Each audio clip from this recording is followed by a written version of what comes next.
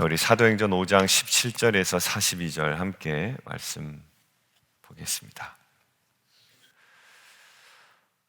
오늘 잡혀가는 장면이 두 번 나오죠.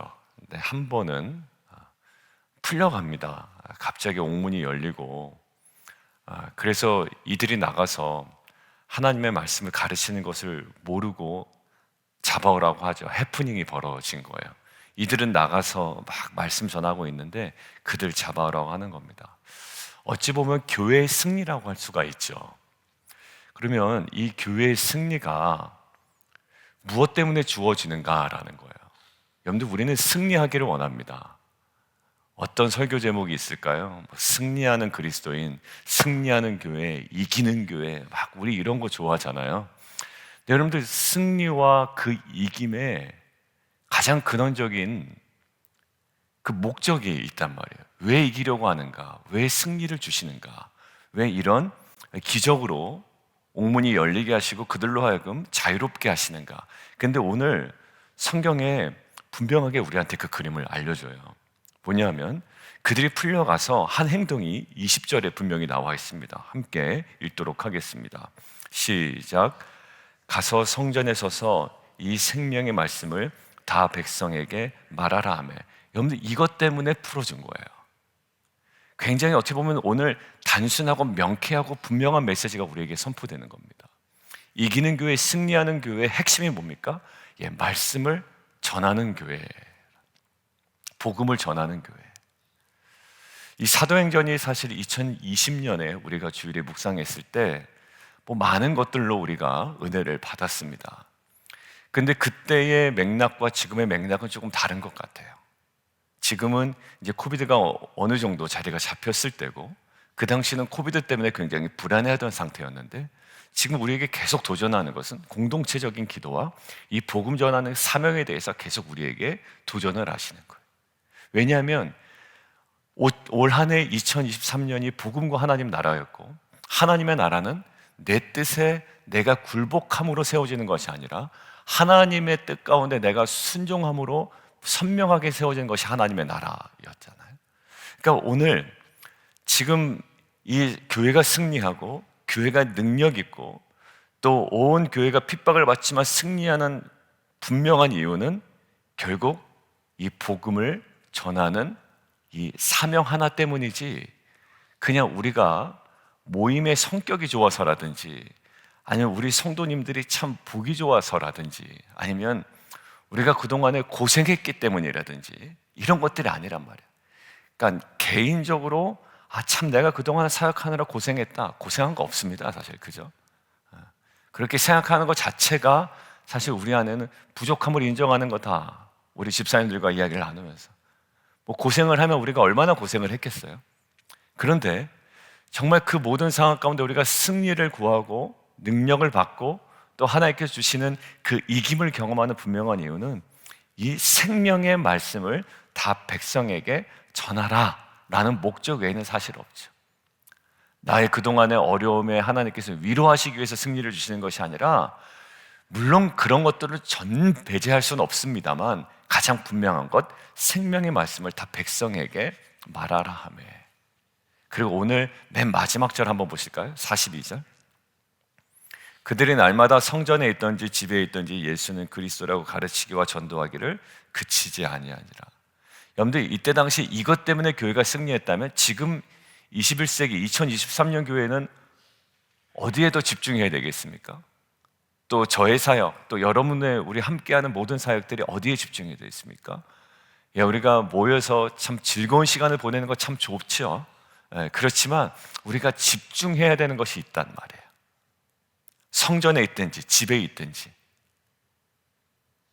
여러분들, 펠로우십이라는 것도요, 그냥 막연히 느낌 없이 그냥 즐겁게 시간 보내는 게 펠로우십이 아닙니다. 항상 인 크라이스트예요. 복음 안에서. 여러분들, 그거 맥락이 딱 끊어지면 사실 가르치는 거 하기 싫어지고 가르침 받는 거 하기 싫어지고 그냥 편안하게 살아가는 거 좋습니다. 그러나 이 우리의 교회의 사명이 무엇인지를 사도행전에 계속 이야기를 하고 있는 거예요. 오늘도 가르치고 내일도 가르치고 서로 큐티하는 거 격려하고 우리 자녀들을 말씀 안에 세워나가고 이것이 정말 살아있는 교회고 승리하는 교회고 이 능력받는 교회이며 이 땅 가운데 온전히 빛과 소금으로 살아가는 교회임을 믿습니다. 오늘 자녀들이 또 많이 왔네요. 우리 해나하고 어진이도 오고 또 많이 왔는데, 저는 우리 자녀들이, 우리 해나도 이제 칼리지에 들어가야 되고 우리 막내랑 똑같이 이제 원서를 막 넣어야 되고 SAT도 또 봐야 되고 이렇지만, 항상 저희 자녀에게도 얘기하고 우리 사랑하는 성도님들의 자녀에게도 항상 기도하고 바라는 것은 크게 중요하지 않다. 크게 중요하지 않다. 왜냐하면 하나님이 나의 아버지가 되시고 하나님께서 내 인생을 부르셨다면 하나님께서 인생을 부르신 그 부르심에 내가 온전히 응답해 나아가는 것이 가장 영광스러운 우리 성도의 모습인 줄 믿습니다. 이것들이 온전히 발견되고 찾아갈 때 정말 내 뜻대로 잘 안 되는 그 시기를 지나갈 때도 있지만 정말 그 걸음을 한 걸음 한 걸음 꾸준히 믿음으로 걸어가는 거죠. 교회가 그 사명 붙잡고 고난을 감당했던 것처럼 우리 사랑하는 자녀들도 인생의 앞으로 크고 작은 고난들을 경험할 수밖에 없거든요. 그럼에도 불구하고 이 사도들이 이 사명 붙잡고 승리를 경험한 것처럼 우리 사랑하는 우리 다음 세대들, 차세대들이 정말 주신 사명으로 이 모든 고난을 넉넉히 승리하며 오히려 담대히 걸어가는 우리 귀한 자녀 될 수 있도록 주님의 이름으로 축원합니다. 여러분들, 두 번째는요, 오늘 보면 이들이 복음을 전하는 사명에 온전히 감당할 수 있었던 이유는 딱 한 가지였어요. 그런데 복음 전파의 성격이 뭘까라고 좀 생각을 해봤습니다. 교회가 마땅히 해야 될 일이죠. 예, 맞습니다. 근데 정말 우리는 하고 있는가? 초대교회는 거기에만 목숨을 걸었거든요. 그죠? 사도들이 막 교회 내에 문제가 생기니까 아니야, 내가 말씀 전하고 기도하는 일에 내가 오히려 집중 못하니까 7명을 뽑아서 그분들에게 온전히 맡기고 온전히 집중했던 것은 전하고 기도하는 일이었어요. 여러분들, 그러면 우리가 집중해야 될 것이 무엇인지 선명해졌고요. 또 그것들 때문에 하나님께서 우리에게 이김을 주시고 승리를 주십니다. 결국 우리가 메인바 되었지만 결국 우리 안에 승리를 경험하는 이유는 질그릇에 담긴 보배 때문이지 우리에게 능력이 있기 때문이 아니다. 이 복음을 소중히 다루고 복음을 전할 때 그 복음의 능력을 우리가 승리하는 것. 그런데 그러면 이 복음 전파의 사역이 교회에 있어서, 성도에게 있어서 과연 어떤 자리매김을 하고 있나, 어떤 성격인가라고 하는 거예요. 자, 그게 29절에서 묵상을 했습니다. 29절 함께 보겠습니다. 시작. 베드로와 사도들이 대답하여 이르되 사람보다 하나님께 순종하는 것이 마땅하니라. 여러분들, 사도들은 공의 앞에서 담대하게 말합니다. 이게 내가 좋아서 하는 일이야 라고 이야기하지 않아요. 이걸 하면 나에게 이러한 유익이 있지, 내가 이 유익을 버릴 수 없어, 이런 식으로 접근하지 않습니다. 우리가 유명해지기 때문이야, 이것도 아니에요. 혹은 사람들이 굉장히 매력적으로 느끼기 때문이지, 이것도 아니에요. 여러분들, 복음을 전하는 사명 앞에 이들이 서 있는데 이것의 가장 근원적인 이유가 뭡니까? 오늘 묵상하고 싶은 거예요. 하나님께 대한 순종입니다. 이것은 순종의 문제였던 거예요. 가르쳐야 됩니다. 사역자는 가르쳐야 되고 리더는 가르쳐야 되고요. 끊임없이 가르쳐야 되는 거예요. 함께 그렇게 살아가고. 이것은 뭡니까? 순종이에요. 우리 조금 더 우리 삶에 더 적용해 볼까요? 부모의 역할이 뭘까요? 부모로서 하나님께 순종한다는 것은 뭘까요? 자녀를 향하여 끊임없이 가르치고 함께 살아나가고 또 기도로 섬겨나가는 거죠. 어떤 사람은 하나님의 뜻을 알지 못해서 나는 순종을 못합니다 라고 할 때가 있습니다. 그런데 이 교회가, 성도가 해야 될 궁극적인 순종은 아주 선명한 거예요. 뭘까요? 때를 얻든지 못 얻든지 너희는 복음을 전하라 라고 하는 거예요. 여러분들, 이 시대가 많이 변했지만 변하지 않는 이 성도와 교회의 사명이 있는 겁니다.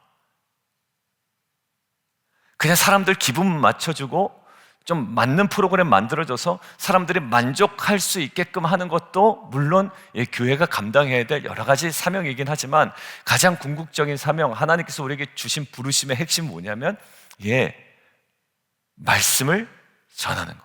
이것에 순종하려고 이들이 고난을 받습니다. 결국 하나님의 뜻을 알지 못해 순종할 때가 많다고 하지만 그렇지 않아요. 하나님의 뜻은 분명히 전했습니다. 분명히 전해진 거예요. 성령이 너에게 임하면 권능을 받고 예루살렘과 유대와 사마리아와 땅끝까지 이르러 내 증인이 되라. 그리고 마태복음 맨 마지막 절에도 나와 있죠. 너희는 아버지와 아들과 성령의 이름으로 침례를 주고 내가 너희에게 분부한 모든 것을 가르쳐 지키게 하라. 우리 자녀들에게도 지키게 하기 위해서 가르치는 겁니다. 그러니까 가르쳐서 지키게 하라. 가르쳤으니 나 몰라. 그러니까 이렇게 접근하는 경우가 있거든요. 그러니까 새 생명 전도 축제 이렇게 보면 너무 그냥 막 이제 저는 그런 어떤 낙관주의나 그것들을 다 배격하는 건 아닌데 거기에 있는 집요함이 사라진 모습들이 좀 안타까운데 하나는 뭐냐면 그냥 우린 전하기만 하면 돼. 그리고 데려오기만 하면 돼. 그럼 교회에서 다 알아서 할 거고 하나님께서 다 알아서 하실 거고 성령께서 알아서 하실 거야. 그러니까 거기에 대해서는 뭐 그냥 일단 막 가머니설로 그냥 일단만 앉혀놓자라고 이야기하는 거예요. 근데 사실 그렇게 해서 잘 안 됩니다. 그죠? 성경은 뭐라고 얘기하면 가르쳐 지키게 하라는 거예요. 그러니까 내 삶이 있어야 되겠고요. 함께 살아가는 삶이 있어야 되겠고 이것들로 정말 지키게 하려는 또 그것들을 위해서 가르치려는 우리 헌신과 수고가 있어야 되겠죠. 여기도 보면 복음 전파는요 다른 것이 아니라 해서 좋고 안 해서 기분 나쁜 것이 아니라 이것은 하나님의 명령이며 또 순종이라는 거예요. 하나님의 뜻은 불신자들에게 복음을 전해 회개와 죄사함의 은혜를 받도록 하는 겁니다. 예수님께서 왜 이 땅 가운데 본인이 오셔야만 했는지 메시아로서 사명이 무엇인지 분명히 얘기하셨어요. 가난한 자에게 복음을 전파하러 오셨다. 눈먼 자를 보게 하러 오셨다는 거예요. 억압받는 자 자유케 하러 오셨다는 거예요. 그러니까 예수님도 온전히 어디에 집중하셨냐면 그 사명에 집중했지 뭐 인기를 누리기 위해서 본인의 어떤 그 역량을 아니면 영향력을 사회적인 어떤 그 파급 효과 이런 게 아니라 그냥 오직 하나 거기에 집중하셨습니다. 그렇다면 빛과 소금 교회가 이름에 걸맞는 어떤 것들이 새롭게 구축되어야 될까? 이재철 목사님이 주님의 교회라는 이름을 지었던 이유를 설명하는 설교를 제가 들었거든요. 요즘은 목사의 교회, 리더의 교회, 권사의 교회, 장로의 교회가 된다라는 거예요. 근데 정말 주님의 교회라고 이름을 지을 수 있었던 그 배경을 쭉 설명하면서 이름을 그렇게 지어놓고 주님의 교회처럼 행하지 않으면 그것처럼 웃긴 해프닝이 없다라는 거예요. 그래서 본인이 10년 뒤에 퇴임하는 걸로 정관을 만들어 놓으셨다는 거예요. 그게. 그래서 스위스 제네바로 떠나신 거더라고요. 10년 한다. 저희는 그 사역자 정년이 있긴 있습니다. 담임 목사는 뭐 65세까지 되어 있고 부사역자는 1년씩 그 뭐 평가하게 되어 있고 이렇게는 되어 있지만 사실상 그것이 그냥 막 바뀌어지는 교회도 있고 막 이러거든요. 근데 핵심 뭐냐면 주님의 교회라면 주님께서 원하시는 대로 그리고 리더십들도 7년 하고 1년인가 몇 년 안식년 하고 다시 한 번은 할 수 있는데 그 다음에는 그냥 백의종군 다른 사람들이 리더십으로 들어올 수 있도록. 여러분들 이게 정말 주님을 신뢰하지 마는 말씀입니다. 왜냐하면 딴 사람들이 리더십으로 세워지는 거 불안해서 못 세우거든요. 여러분들 우리는. 근데 정말 주님의 교회라면 여러분들 이것이 뭔가? 순종이죠. 주님의 뜻에 순종하는 겁니다. 주님이 그렇게 하실 겁니다. 우리에게 그렇게 그 이름에 걸맞는 것을 주셨기 때문에 거기에 순종하겠습니다. 그러니까 거꾸로 빛과 소금. 겨우 내부적인 문제 몇 개 가지고 막 그 전전긍긍하는 교회가 되지 않기를 원하는 거예요. 결국 내부적인 관계적인 어려움이 있어서 이거 해결하려고 막 애쓰는 교회, 물론 내부적인 문제가 계속 발생할 수 있겠습니다만 결국 우리가 더욱더 어디에 딱 포커스를 두고 집중할까요? 이 사명에 집중하는 교회. 왜? 올해는 또 복음과 하나님 나라라고 이야기하니. 여러분들 오늘 선교팀 모임이 있습니다. 여러분들 오십시오. 관심 있는 자들은. 나는 상관없다. 아니요, 이건 사명입니다. 오셔서 그냥 무슨 얘기가 오가는지, 그럼 어떻게 기도하는지. 안정원 집사님이 오늘 또 햄버거를 구워주시는데, 여름에 제일 바쁠 뿐인데, 냉방 시즌 아닙니까? 근데 오늘 일 다 빼시고 안명 집사님도 안 계신데 집사님 점심 뭡니까? 햄버거 해주시는데, 저녁은 뭐 하세요? 저녁은 제가 따의 음식 투구하려고 합니다. 여러분들, 그런데 오늘 참석 의사를 안 밝히시고 오늘 말씀을 듣고 그래도 내가 음식 때문에 가는 게 아니라 이 선교적 사명 때문에 가야 되겠다, 그래도 뭔가 한번 동참해 봐야 되겠다, 그러신 분들은 꼭 얘기를 해 주십시오. 왜냐하면 또 그것들을 준비를 하셔야 되니까. 여러분들, 이게 사명이에요. 결국 순종하는 겁니다. 결국 십자가에서 죽으시고 부활하신 예수님이 우리의 왕과 우리의 구주가 되셨다는 이 복음을 참으로 믿는 자들은 하나님의 뜻이 무엇인지를 아는 자들인 줄 믿습니다. 뭐 어렵게 좀 생각할 필요 없을 것 같아요. 내가 행하는 직장 생활이나 비즈니스도 분리된 게 아니에요. 그거는 그거고 나는 이거 하나님 일에 헌신할 게 아니라 거기에서도 하나님 뜻을 찾는 겁니다. 무슨 사명일까요? 좀 복잡하게 생각할 필요 없을 것 같아요. 저도 굉장히 복잡하게 생각했는데 사도행전을 하면서 아주 선명해졌습니다. 성도들 가르치고, 불신자들 오면 분명한 복음을 전하고, 9월부터 시작되는, 이번에 새롭게 우리 부부가 왔잖아요. 그래서 통화를 하는데 제일 먼저 맨 마지막에 물어본 질문이 그거더라고요. 목사님, 제가 빛과 소금 교회 성도로 등록하기 위하여 어떤 과정, 성경 공부 먼저 들어야 되나요? 그걸 먼저 물어보더라고요. 잘 얘기해 주셨어요. 주보에 나왔는데 9월 달에 있어요. 어디에 조금 더 제가 집중하고 저에게 부족한 부분들을 어디를 좀 더 강화시켜야 되는지 하나님께서 선명하게 말씀해 주시는 거예요. 끊임없이 누구를 만나든 성전이든 집에서든지, 우리 집에 제가 이제 가끔 초대하시는 성도님들 있잖아요. 그때 내가 뭘 전해야 되는지, 뭐 제가 사회적으로 경험한 거 하지도 많이 못했지만 뭐 그런 얘기 아니라 선명한 복음이 전해지는, 뭐 재미난 얘기들은요 그냥 아무 데서나 할 수 있습니다. 그렇죠? 그러니까 우리가 더욱더 교회 안에 모일 때마다 우리 안에 선명하게 나와줘야 되는 것, 무엇인지가 나와 있는 것. 이것은 뭐다? 순종이다라는 거예요. 우리 자녀들에게도 뭘까요? 분명한 복음. 여러분들, 근데 이러한 순종이 어떻게 가능할까라고 묵상을 하는데요, 이 뒤에 가말리엘의 이야기는 본문에서 나옵니다. 여러분들, 이러한 순종이 어떻게 가능할까? 38절이에요. 39절 함께 읽습니다. 38, 39절 시작. 이제 내가 너희에게 말하노니 이 사람들을 상관하지 말고 버려두라. 이 사상과 소행이 사람으로부터 났으면 무너질 것이요, 만일 하나님께로부터 났으면 너희가 그들을 무너뜨릴 수 없겠고 도리어 하나님을 대적하는 자가 될까 하노라 하니. 여러분들, 이게 무슨 말이냐면 앞에 있는 내용들 제가 자세히 설명 안 들었습니다. 뭐 성경 공부 때 워낙 강조했기 때문에. 누가 있다고요? 드다와 유다가 있다. 드다와 유다가 어떤 케이스죠?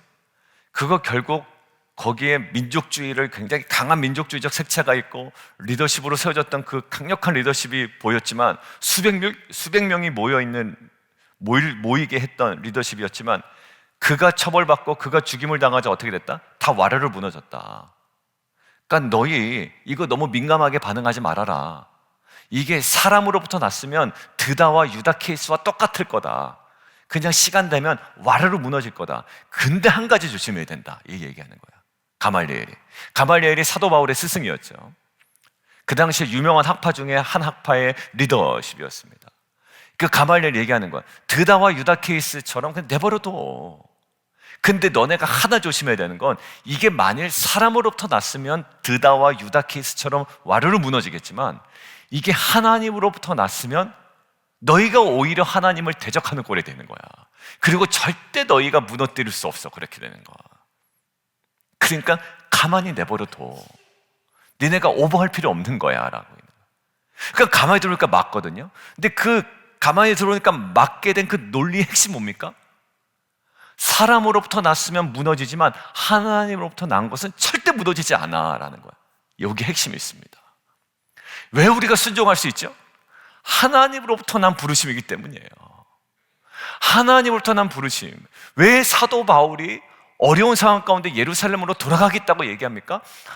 주께 받은 사명. 사도행전 20장. 주 예수께 받은 사명, 그것들을 전하기 위해서는 내가 내 생명 조금도 아끼지 않겠다. 왜? 하나님으로부터 난 거기 때문에 그래요. 여러분들, 이게 직장이든 비즈니스든 그것이 내가 주의 일에 힘써야 되고 이것은 세속적인 일이 아니라 그것 자체가 통합적으로 왜 하나님 나라 안에 있냐면 하나님으로부터 난 것이라는 확신이 있기 때문이에요. 이분법적인 세계관은 나의 직업과 나의 비즈니스를 세속적인 것으로 계속 몰아냅니다.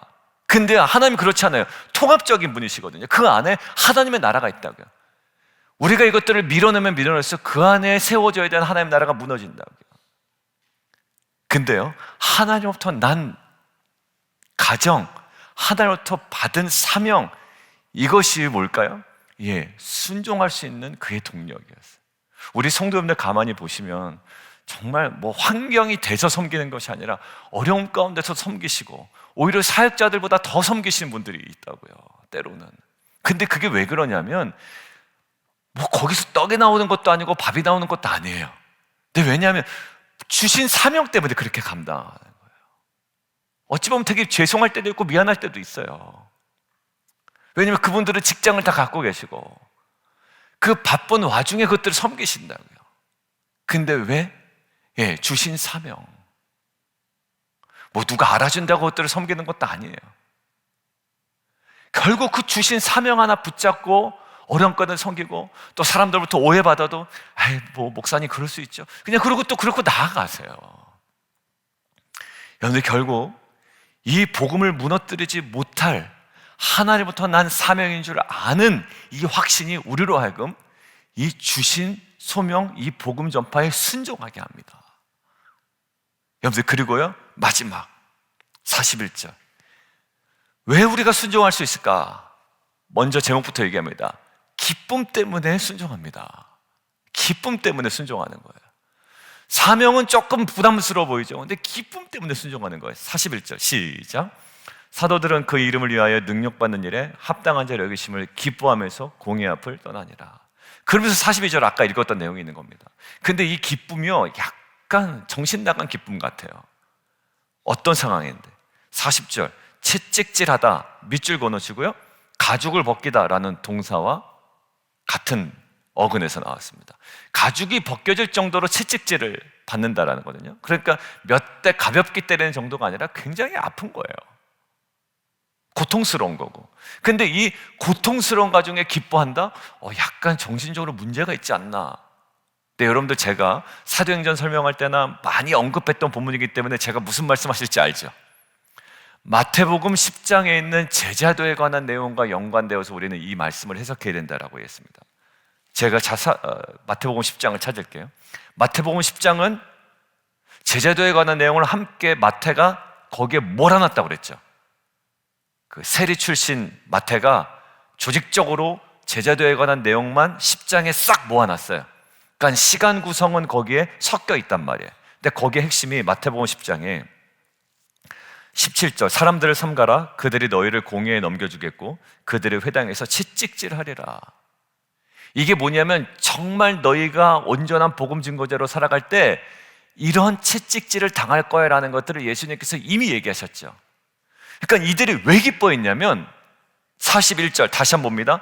능력받는 일에 합당한 자로 여김을 받는다는 사실에 어떤 것을 근거로 마태복음 10장에 이미 제자들에게 하셨던 복음 전하는 자에게 주어지는 이 고난이 어떤 고난인지를 들었단 말이에요. 그러니까 지금 당하는 고난을 무엇으로 해석합니까? 억울한 일로 해석하는 것이 아니라 마태복음 10장에 있는 온전한 제자가 당하는 고난임을 말씀으로 해석해내는 거예요. 그러니까 철부지처럼 힘들다, 어렵다, 그냥 투덜투덜대는 것이 아니라 이 고난이 마태복음 10장에 예수님께서 말씀하신 증인이 담당하는, 증인만 받는 고난이네 라고 오히려 기뻐했단 말이에요. 고난이 하나님의 약속의 말씀으로 해석될 때 우리에게 진짜 기쁨이 됩니다. 그리고 그래서 그 고난을 기쁨으로 여기고 아까 우리가 처음에 얘기했던 이 복음 전파의 사명에 우리가 헌신할 수 있는 거예요. 여러분들, 우리가 인생 다시 한번 재조정했으면 좋겠습니다. 저도 사역을 재조정했으면 좋겠고, 이제 회개년도를 정리하고 새롭게 할 때 재조정하는 거예요. 예, 우리가 완벽하다고 얘기할 수 없잖아요. 자꾸 바꿔나가야지. 그래야 개선이 되고 성장하죠. 저도 성장을 하죠. 아, 그래, 이것 하나 더 선명하게 하고 나가야 되겠다. 더 집요하게, 우리 성도님들이 더 쉽게 새가족이 왔을 때 더 그들에게 도움이 될 만한 이 모든 것들이 준비되어지고 때마다 나눠지고 이것들이 끊이지 아니하는, 이제 성경 공부가 이제 2주 남았거든요. 그럼 여름에 특강을 요거 무엇을 만들어야 되겠다. 가을 준비, 여러 가지 것들, 그 공식적인 커리큘럼 외에도 이것들이 우리 공동체 안에 항상 통용되고 이야기되고 또 삶이 되고 사역이 되는 귀한 공동체를 서나가게 하여 우리 모두가 헌신하고, 그리고 무엇이에요? 하나님으로부터 난 사명이기에, 그리고 어려움이 있고 좀 힘들 수도 있죠. 그렇지만 이것이 정말 온전한 그리스도인이기에 감당할 수밖에 없는 것임을 우리가 말씀을 통해 우리가 깨닫고 온전히 기뻐함으로 나아가는 저 여러분 되기를 주님의 이름으로 축원합니다. 우리 함께 좀 기도하며 나가도록 하겠습니다. 그냥 뭐 재미있는 시간 보내라고 우리가 교회에 와 있는 거 아니에요, 그죠? 그러라고 하나님께서 저를 세우고 여러분들이 저에게 기대하는 바가 그건 아닐 거라고요. 우리 목사님 참 재밌다, 우리랑 잘 어울린다, 이거 기대하려고 여러분들이 저에게 사명 주신 건 아닐 거란 말이에요. 복음 전파는 너무 귀한 일이고요, 그 자체가 너무 기쁜 일이고 소망을 주는 일입니다. 복음을 더 알기를 원하고 복음의 가치를 알고 일에 열정적으로 매진하는 공동체가 되기를 원하는 거예요. 주님께서 교회를 세우신 목적이고요, 그래서 우리는 그것을 사명으로 알고 순종해 나갑니다. 근데 이 순종에 있어서 우리가 어렵지만 할 수 있는 이유는 하나님으로부터 난 것이기 때문에, 그리고 주 예수께 받은 사명이라는 확신, 그리고 두 번째, 이 모든 어려움이 혹 있을지라도 이것이 복음을 전하는 증인만 경험할 수 있는 것임을 알아 오히려 기쁨으로 감당할 수 있는 공동체, 정말 이렇게 살아있고 깨어있는 공동체가 되기를 원하고, 여기에 온전히 집중하는 사역자, 리더, 모든 성도들 공동체 되게 도와주옵소서. 하나님, 그리하여 그런 자녀들을 깨우고 또한 세워나가는 우리 차세대가 하나님 복음으로 세워지고 온전히 하나님 복음으로 새롭게 되며, 아버지, 그들의 인생 가운데 정말 예수 그리스도가 구주요 왕이시요 주인 되어 주셔서 하나님 그들의 평생에 주신 사명 온전히 감당하는 영광스러운 삶이 사라질 수 있도록 주님 은혜 베풀어 주시옵소서. 우리 주님 이름 한 번 부르며 함께 기도하며 나가도록 하겠습니다.